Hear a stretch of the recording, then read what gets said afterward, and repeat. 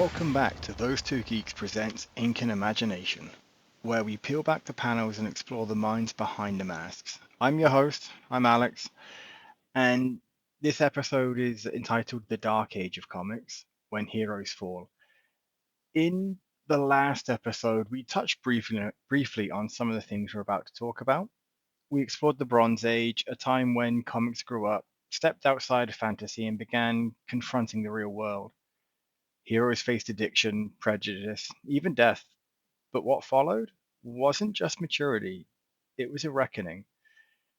The 1980s and early 90s brought something new: cynicism, anti heroes, grim settings, violence turned visceral, morality grew murky, and for many fans, especially teenagers, comics felt like they finally understood the rage, frustration, and alienation boiling beneath the surface.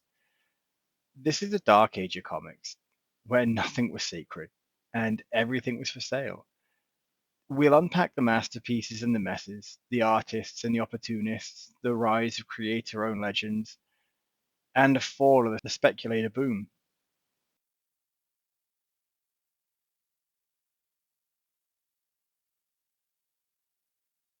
Shall we get to it? 1986, the year that changed everything. 1986 wasn't just a turning point, it was a revolution. First, there was Watchmen. Alan Moore and Dave Gibbons delivered a 12-issue saga that deconstructed the entire concept of the superhero. What if our costume protectors were paranoid, broken, fascistic? What if they weren't here to save us, but to dominate or reflect our darker selves? With its 9 panel grid, muted colors, and metatextual storytelling, Watchmen invited readers to question the very morality of heroism. Then came The Dark Knight Returns, Frank Miller's take on an aging Bruce Wayne. This Batman wasn't campy, he was brutal, haunted. He came out of retirement to a city spiraling into chaos, fighting mutants, corrupt officials, and eventually even Superman himself. Miller's use of media satire, internal monologues, and stark art made it clear. Superheroes no longer lived in a world of bright panels and happy endings. And finally, Mouse, by Art Spiegelman, a Holocaust survivor's tale told through anthropomorphic animals. It wasn't just a comic, it was literature, it was history. It won the Pulitzer. It told the world that comics could be more than fantasy, they could be testimony. 1986 shattered boundaries. Comics weren't just for kids, they were for anyone who dared to look deeper. The rise of the antihero. The traditional superhero had ideals. They didn't kill, they stood for something. But that began to change. Characters like the Punisher became wildly popular, a vigilante who took the law into his own hands. Frank Castle wasn't interested in saving the day, he wanted retribution. Wolverine, a berserker with claws and a tortured past. Lobo, a spacefaring bounty hunter who murdered his entire race for fun. And then came Spawn, an assassin sent to hell, resurrected with powers and a vengeance streak. These weren't role models, but they were relatable in their rage. They mirrored a darker world, one where institutions failed and justice had to be taken. For better or worse, the line between hero and villain blurred, and the fans, especially teenage boys, couldn't get enough. Visual grit and artistic evolution. This era didn't just feel different, it looked different. The clean, classic lines of Silver and Bronze Age art gave way to exaggeration. Muscles became monstrous, guns became grotesquely large, grit covered every surface. Artists like Todd McFarlane brought Spidey's webs to life in tangled elegance. Rob Liefeld exaggerated anatomy to an absurd degree, pouch covered heroes with impossibly wide shoulders and no feet.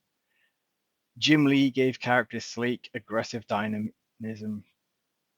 The aesthetic was over the top, yeah, but it captured a feeling: raw energy, aggression, a need to break free. This rebellious spirit culminated in 1992 when seven top artists left Marvel to form Image Comics. Here, creators owned their characters. Titles like Spawn, Youngblood, and Wildcats ruled the shelves. It was messy, often incoherent, but also revolutionary. The speculator boom. It was around this time comics became more than stories. They became investments. Publishers churned out gimmick covers, foil, hologram, die cut.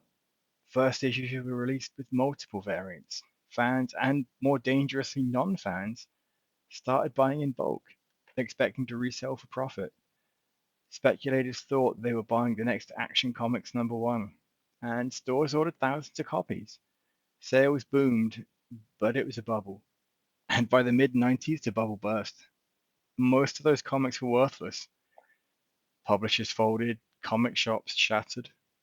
Even Marvel, the mighty Marvel, filed for bankruptcy in 1996. The greed had choked the medium, and the industry nearly collapsed. During this chaos, publishers tried shock tactics to stay afloat. In 1992, Superman died. The unthinkable happened. Kal-El fell in battle against Doomsday, and the world mourned.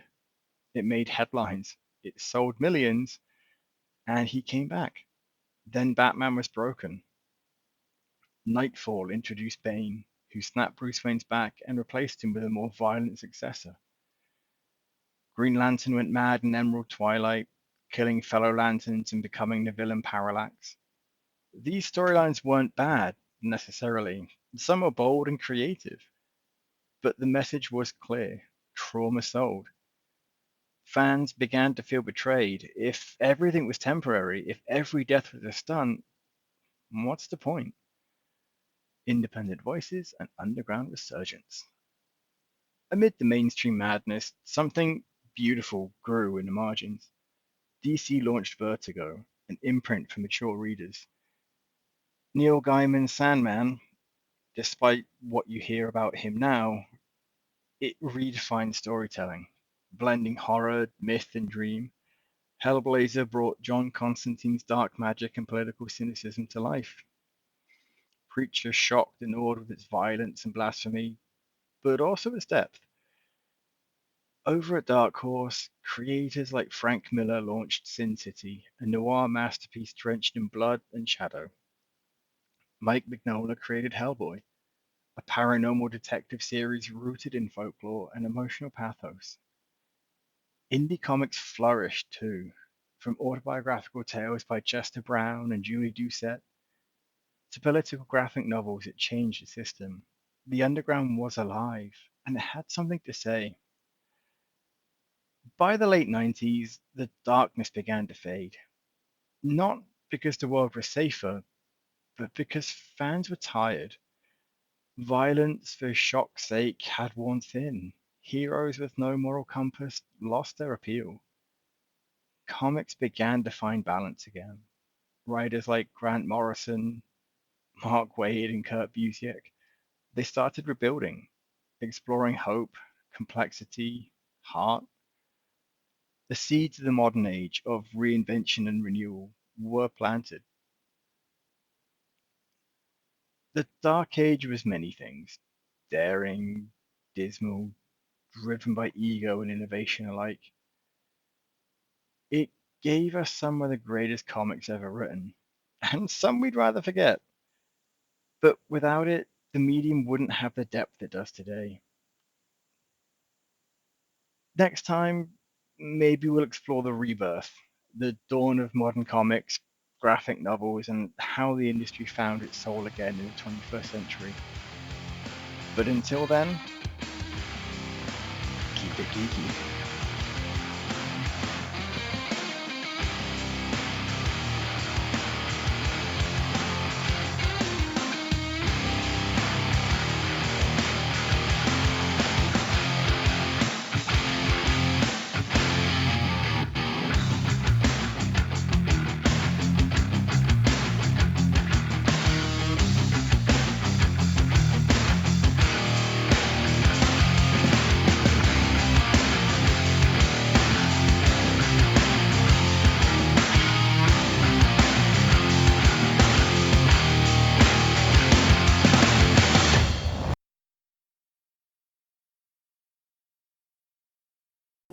Hey, thanks for watching the previous video from Graphic Policy Television. Just by watching, you help support our site. Thank you so much. Now, if you're watching these videos, you probably care about geeky things like movies, television, comic books, toys, games, video games, you name it. You can go and subscribe right now to our YouTube channel to stay in touch and catch all the new videos, or check out our website at graphicpolicy.com. There's a nice link on this end of the video. But as always, thank you for watching. Keep on rocking and keep it geeky.